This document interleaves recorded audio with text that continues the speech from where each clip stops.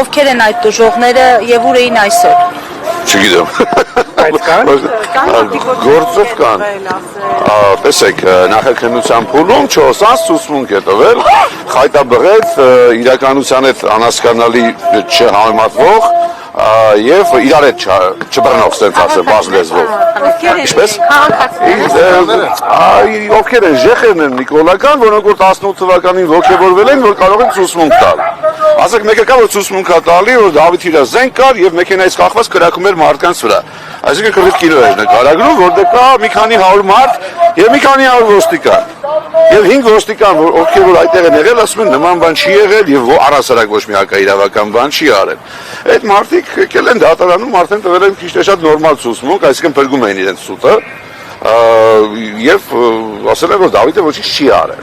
Հիմա իրավաբանական արժեքով սա 0 է այս գործը, բնականաբար սա քաղաքական հետապնդում է, Նիկոլ Փաշինյանը սարսափում է նորմալ հայ տղամարդկանցից, դա հերթական դրսևորումն է։ Դուք այդպես որ կալանք այսօր միշտորսյան մասով խոսք եղավ, չեն կարող։ Այսօր խնդրում ենք, որպեսզի դատարանը արտահայտ քննարկի խափանամիջոցի հարցը, թեպետ ասեմ, կալանավորողները Նիկոլը, թողնել են Նիկոլը, հաստատ մենք Հայաստանում, մենք որպես ժողովուրդ չենք արժանացել դատարան ունենալու երևույթին, եկեք ինքնախապեյությամբ չզբաղվենք։ Դուք միտում տեսնում եք այս հետաձգման մեջ, որ թվում է դուժողները չէին եկել։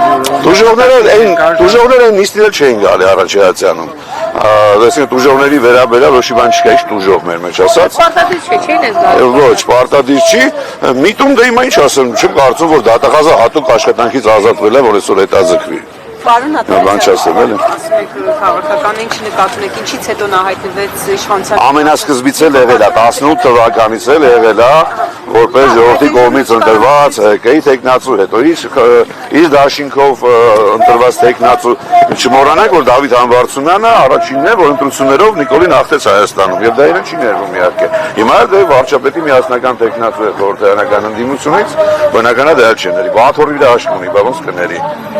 Հասկանալի։ Ռապորտի